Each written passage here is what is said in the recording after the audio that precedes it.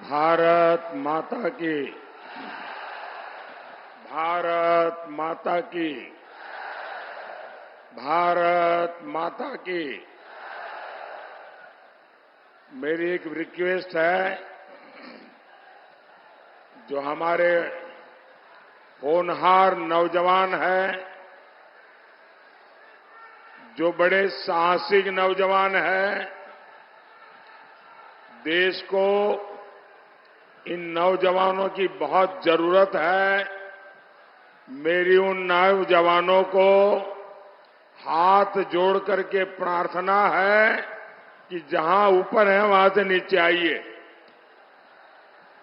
नीचे उतरिए आप लोग। देखिए, कोई भी गिरेगा तो मेरे लिए वो बहुत दुखद होगा। आप नीचे उतरिए।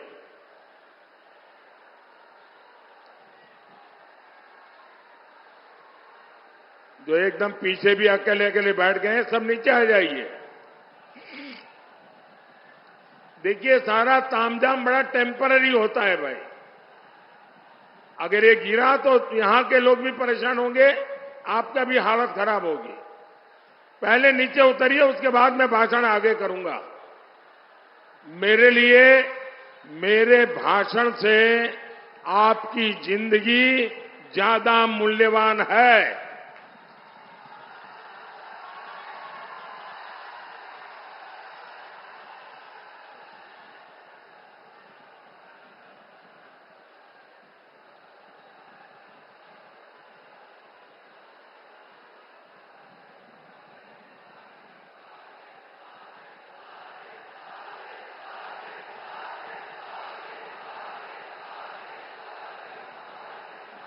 वो जो लास्ट में दो लोग खंभे पे नीचे आओ भाई, वो जरा पीछे एकदम आखिर में नीचे आओ। ये सब नीचे आइए भाई।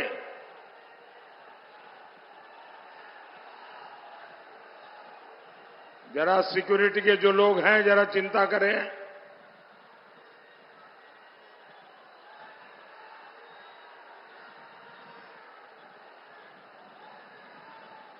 आपको नीचे आना पड़ेगा भाई, आपको नीचे आना पड़ेगा। मैं आपकी जिंदगी को कुछ भी हो जाए, ये मेरे लिए बर्दाश्त नहीं होगा भाई। आप मेरे अपने हैं, मैं आपको कैसे परेशान देख सकता हूं।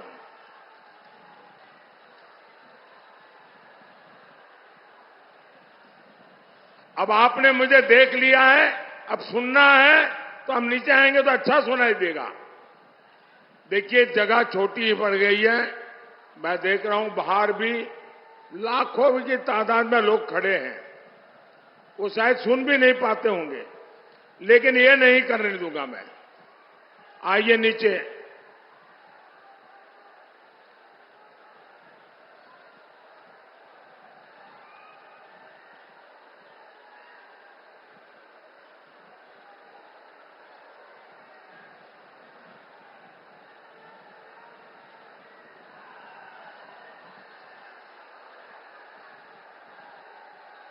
शाबाश, बहुत समझदार है सब नौजवान। हाँ, शाबाश। अभी एक रह गया उधर, आ जाइए भाई जल्दी। जरा उनको नीचे लाइए। अब वो चढ़ तो गए, लेकिन परेशान है कैसे उतरे। हाँ, शाबाश, नीचे आ जाओ भाई, नीचे आ जाइए। आइए।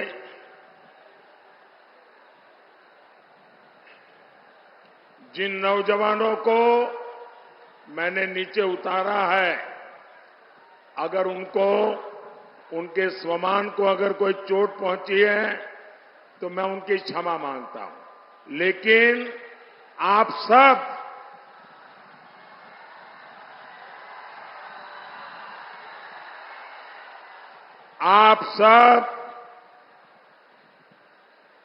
मेरे परिवार के सदस्य हैं।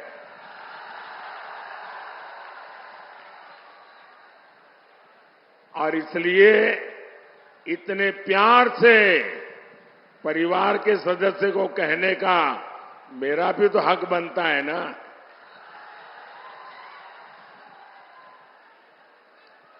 भारत माता की, भारत माता की, बाबा हंसनाथ की, बाबा हंसनाथ की, बाबा महेंद्रनाथ की, बाबा महेंद्रनाथ की। ई पवित्र धरती पर हम रउआ लोगन के वंदन अभिनंदन करतानी।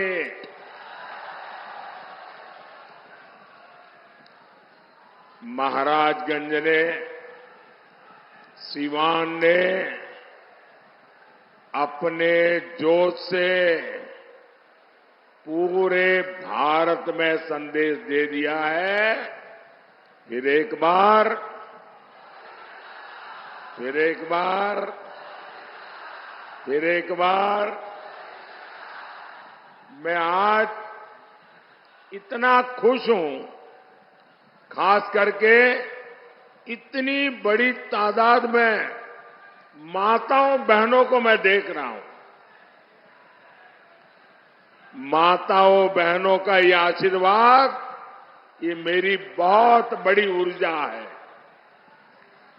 और ये समय तो घर में काम का होता है, उसके बावजूद भी इतनी बड़ी संख्या में माताएं बहनें आशीर्वाद देने आई हैं। जीवन में इससे बड़ा सौभाग्य क्या होता है भाई।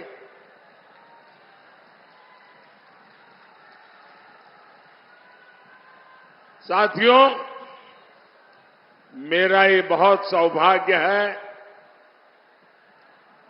कि इन दिनों मुझे देश के कोने कोने में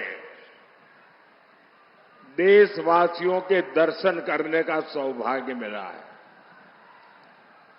पूरे देश में मैं मातृशक्ति का जो जज्बा देख रहा हूं, माताओं बहनों का जो प्यार देख रहा हूं, हमारे नौजवानों का जो उत्साह देख रहा हूं, गांव हो, गरीब हो, किसान हो, एक प्रकार से सारा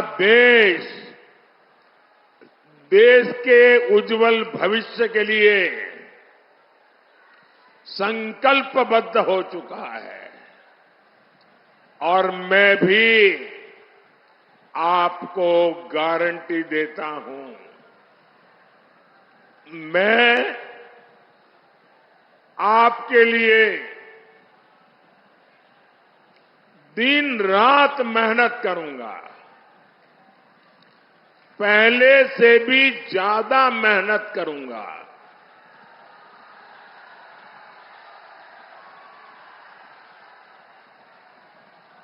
क्योंकि मुझे आपके लिए,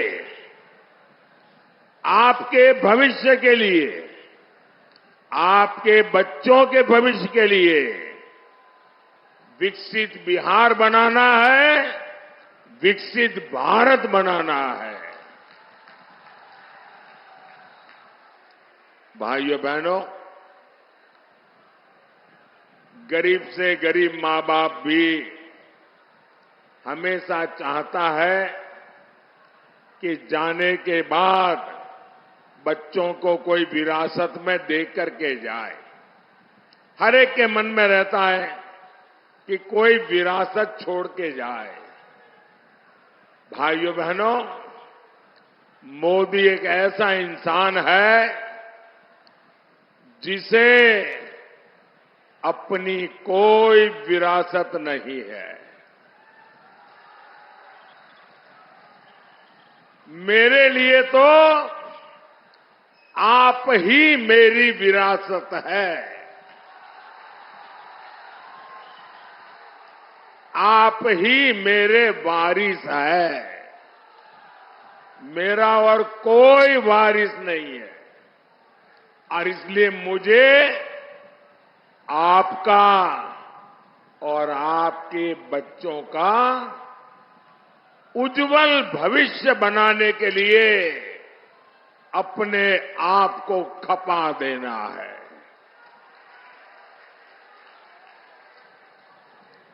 मैं नहीं चाहता कि अपने जीवन में आपने जो कष्ट भोगे उसका रत्ती भर भी आपकी आने वाली पीढ़ियों को वो परेशानियों में जीने के लिए मजबूर होना पड़े।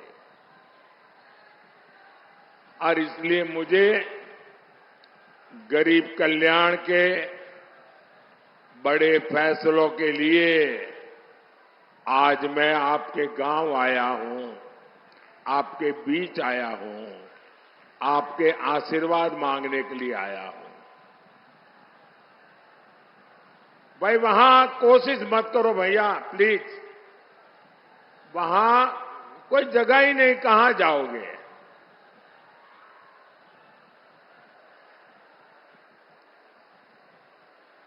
अब आप मुझे देख नहीं पाओगे, सुन सकते हो जी। ये स्क्रीन पर कुछ दिखाई दे तो देखिए आप। मैं जानता हूं संख्या बहुत ज्यादा है, आपको तकलीफ होती होगी। मैं आपकी तकलीफ के लिए मैं खुद क्षमा मांगता हूं, लेकिन आप जहां है वहीं रहिए, आगे आने की कोशिश मत कीजिए भैया। मेरा तो सौभाग्य है कि इतना कष्ट उठा करके आप हमें आशीर्वाद देने आए हैं। भाइयों बहनों, आपके उज्जवल भविष्य के लिए देश को केंद्र में फिर एक बार मजबूत सरकार चाहिए। भाइयों और बहनों, जैसे जैसे 4 जून पास आ रहा है, मोदी के लिए इंडी वालों की गालियों और बददुआओं की संख्या जरा बढ़ती ही जा रही है। इनसे बर्दाश्त नहीं हो रहा कि मोदी को देश की जनता अगले 5 साल के लिए फिर से चुनने जा रही है। जिन्होंने बिहार को जंगल राज दिया, नौजवानों को पलायन दिया, परिवारों को गरीबी दी, जिन्होंने बिहार के लोगों को मारा, तड़पाया, माताओं बहनों का जीवन बर्बाद किया, जो लोग आकंठ भ्रष्टाचार में डूबे हैं, जिन्हें अदालत ने घोटाले का दोषी साबित किया है, इन लोगों की आंखों में मोदी 2400 घंटे खटकता है। लेकिन इनकी लाख कोशिशों के बाद भी मैं आपकी सेवा में डटा रहूंगा।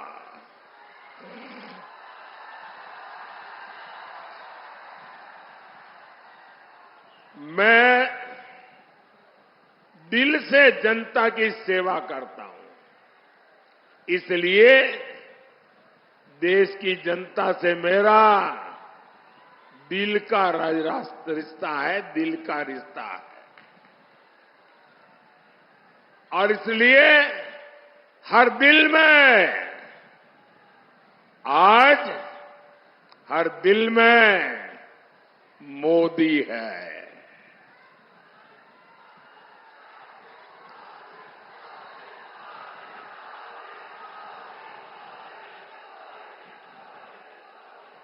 और तभी तो पूरा देश कहता है, फिर एक बार,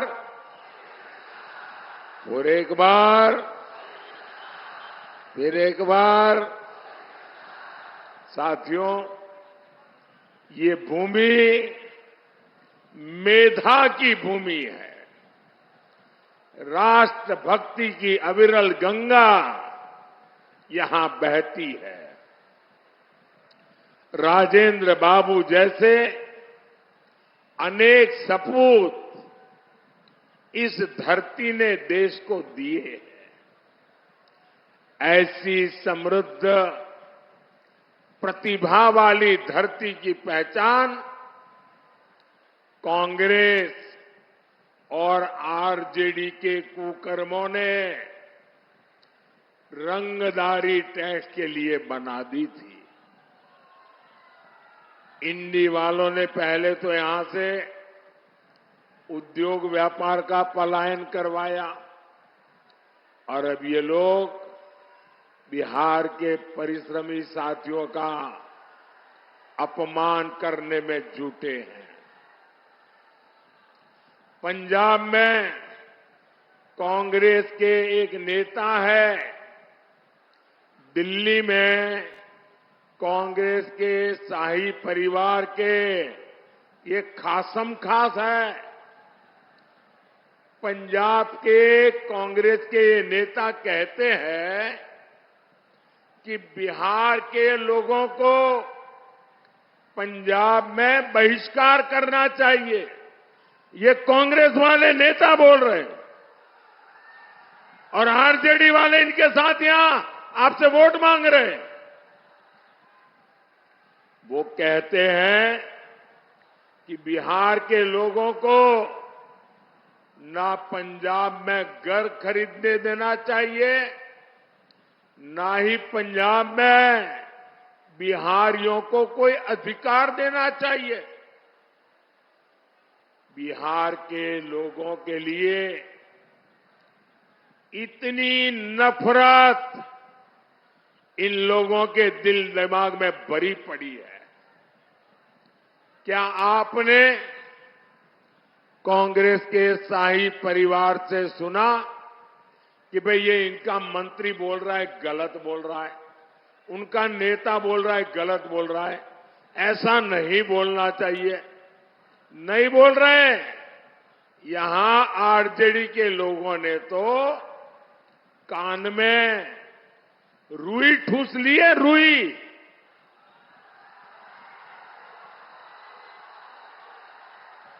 बिहार की मान मर्यादा, बिहारियों का सम्मान इंडी गठबंधन वालों के लिए कोई मायने नहीं रखता। साहब, मैं गुजरात में था, वहां का मुख्यमंत्री था, लेकिन बिहार जब अपने 100 साल मना रहा था, मैंने बिहार से अनेक महानुभावों को गुजरात में बुला करके उनका सम्मान किया था।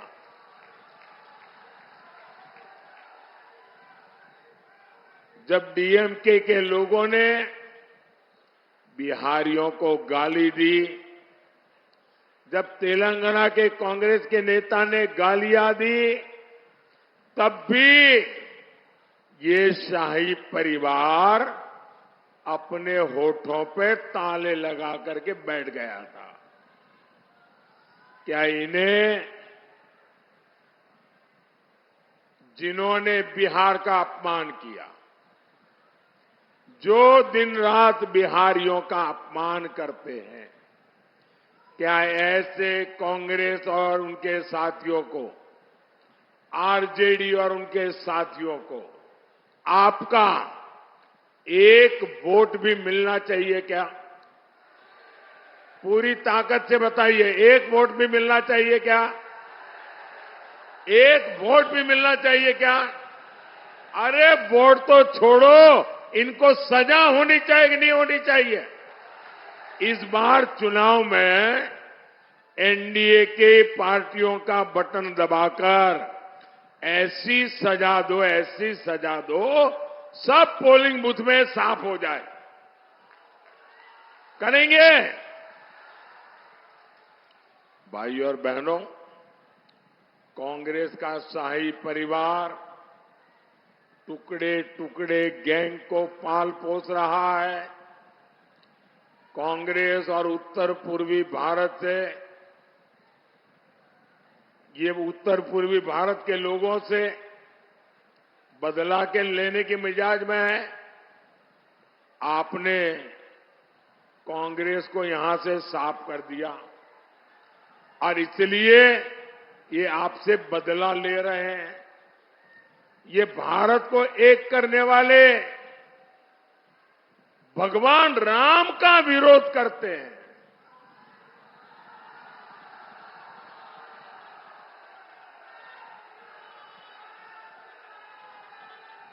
अयोध्या में राम मंदिर बना, आपका गौरव बढ़ा कि नहीं बढ़ा? आपका माथा ऊंचा हुआ कि नहीं हुआ? आपको संतोष हुआ कि नहीं हुआ? रामलला को अपना घर मिल गया, आप खुश हुए कि नहीं हुए? ये आरजेडी और कांग्रेस वाले दुखी है, बताओ। जिस कांग्रेस आरजेडी की राजनीति भारत के टुकड़े टुकड़े करने वाली है, उसको साफ करने की जिम्मेदारी महाराजगंज की भी है और सिवान की भी है। भाइयों और बहनों, कांग्रेस, आरजेडी और उसके साथियों ने हमेशा इस देश को पीछे ले जाने का खेल खेला है। ये खुद लाखों करोड़ के मालिक हो गए और जनता रोटी, कपड़ा, मकान के लिए जूझती है। इंडी गठबंधन का मंच राजनीतिक मंच नहीं, लाखों करोड़ों के घोटालेबाजों का सम्मेलन है। भ्रष्टाचार का अता पता, उसका नाम है इंडी गठबंधन। इनके मंच पर करीब 20 लाख करोड़ रुपए के घोटालेबाज एक साथ बैठते हैं। जब ये इकट्ठा होते हैं तो इनमें तीन बुराइयां एकदम साफ नजर आती है। कोई अपवाद नहीं है। ये तीन बुराइयां ये इंडी गठबंधन के सब में समान है। ये तीन क्या बुराइयां हैं? ये इंडी अलायंस वाले घोर कम्युनल है, 100% सांप्रदायिक है। दूसरा, ये इंडी अलायंस वाले घोर जातिवादी है, 100% जातिवादी है। और तीसरा, ये इंडी अलायंस वाले घोर परिवारवादी है, 100% परिवारवादी। अपने बेटे बेटी के सिवा कुछ करना ही नहीं। ये वो लोग हैं जिनकी सरकारों में देश सांप्रदायिकता की आग में जले। ये वो लोग हैं जिन्होंने सालों तक देश को जातिवाद में बांटकर पिछड़ों का हक मारा है।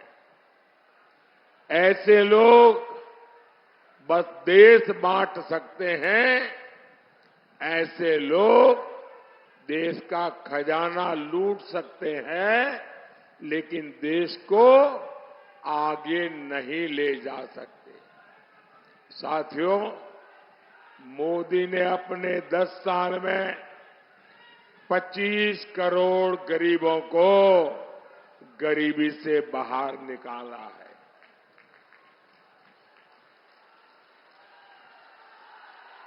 आखिर इंडी गठबंधन वाले अपने 60 साल में ऐसा क्यों नहीं कर पाए? इन लोगों ने गरीब को गरीब रखा ताकि उसके शाही परिवार की जय जयकार होती रहे। कांग्रेस ने देश के कानूनों को ऐसा बनाया जिससे गरीब असहाय हो, उसे किसी दूसरे की मदद लेनी पड़े। साथियों, हमारे यहां आज भी जो पुलिस की व्यवस्था है वो अंग्रेजों की बनाई हुई है। पहली बार मोदी ने उसको बदलने का साहस किया है।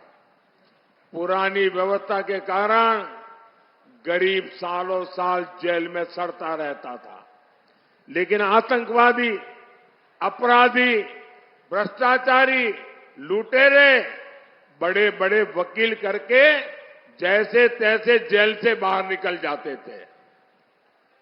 अब ऐसा नहीं होगा। अब मोदी दंड संहिता की जगह न्याय संहिता लेकर आया है। इससे सामान्य जन को तेजी से न्याय मिलेगा। अब आतंकियों का, आपको लूटने वालों का बचना और मुश्किल हो जाएगा। साथियों, यहां इतनी बड़ी संख्या में हमारे साथी खेती से जुड़े हैं, किसान हैं। 10 साल पहले तक एक भी रुपया किसानों को कांग्रेस सरकार से मिलता था क्या? पीएम किसान सम्मान निधि से सीवान के किसानों को अब तक करीब 1200 करोड़ रुपए मिल चुके हैं। सारण के भी किसानों को 1500 करोड़ रुपए मिले हैं। सिर्फ 5 साल में ही इतना पैसा मिला है, वो सीधे सीधे उनके खाते में गया है। भाई और बहनों, गरीब का ये बेटा आज आपके जीवन को आसान बनाने के लिए दिन रात मेहनत कर रहा है। आज करोड़ों गरीबों को मुफ्त अनाज मिल रहा है। आज घर घर नल पहुंचा है, बिजली पहुंची है, टॉयलेट हुआ है। मोदी ने सस्ता सिलेंडर बहनों तक पहुंचाया है। मुझे बहनें बताती हैं कि मुफ्त इलाज की योजना से उनको बहुत फायदा हुआ है। साथियों, पक्का घर तो गरीब का सबसे बड़ा सपना होता है। अभी तक बिहार में करीब 40 लाख पक्के घर गरीबों को मिल चुके हैं। और मेरा एक काम करोगे? जरा हाथ ऊपर करके बताओ, मेरा काम करोगे? ढीला ढाला नहीं, पूरी ताकत से बताओ, करोगे? करोगे? अच्छा, अभी आप गांव-गांव जाते होंगे, हर मोहल्ले में जाते होंगे, लोगों से मिलते होंगे। अगर आपको गांव में अभी भी कोई झुग्गी झोपड़ी में रहता है, कोई मिट्टी की छोटी सी खोली बना करके रहता है, उसको मिल करके कह देना कि हम मोदी जी की तरफ से आए हैं। उनको कह देना कि हम मोदी जी की तरफ से आए हैं और 4 जून के बाद तीसरी बार जब मोदी की सरकार बनेगी तो जिनका घर अभी कच्चा है, मोदी उसको पक्का घर देगा। मेरी तरफ से बता दोगे? मेरे लिए तो आप ही मोदी है। आप बता देंगे ना, काम हो जाएगा। साथियों, मोदी ने 3 करोड़ नए घर बनाने की गारंटी दी है। इसलिए आप बता दीजिए और उसको कहिए जो 3 करोड़ घर बनेंगे ना, उसमें उस परिवार का भी घर होगा। और आप ये भी जान लीजिए, ये जो आपको घर मिलेगा, उसमें घर की रजिस्ट्री घर की महिला के नाम पर होगी। मकान की मालकन महिला होगी। भाइयों और बहनों, यहां हमारी बहुत सारी बहनें सखी मंडलों से, दीदियों के समूह से भी जुड़ी हैं।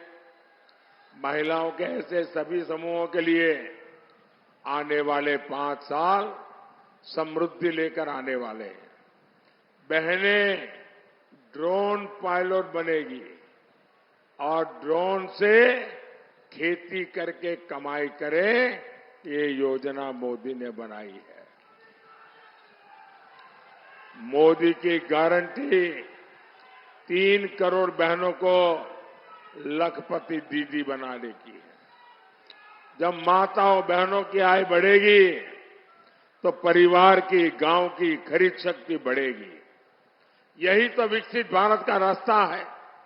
साथियों, आपको वोट सिर्फ एमपी चुनने के लिए नहीं है। आपका वोट एक मजबूत भारत के लिए मजबूत पीएम चुनने का भी है। और इसलिए महाराजगंज से हमारे साथी जनार्दन सिंह सिग्रीवाल जी, सिवान से बहन विजय लक्ष्मी जी और गोपालगंज से आलोक कुमार सुमन जी को ज्यादा से ज्यादा वोटों से जिताना है। जिताएंगे, घर घर जाएंगे, ज्यादा मतदान कराएंगे। अच्छा, मेरा एक काम करेंगे।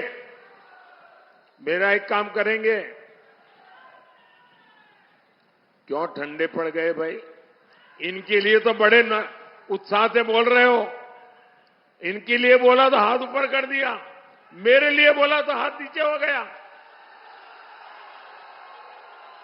मेरा एक काम करोगे? पक्का करोगे?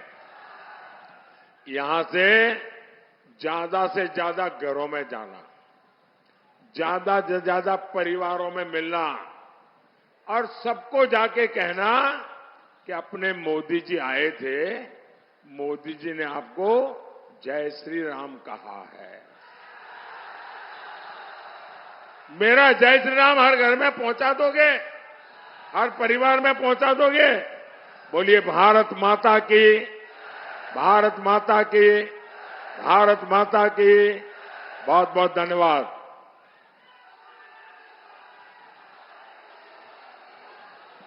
अब मैं म्यूजिक ऑपरेटर से आग्रह करूंगी कि आप अविलंब नमो ऐप प्ले कराएं।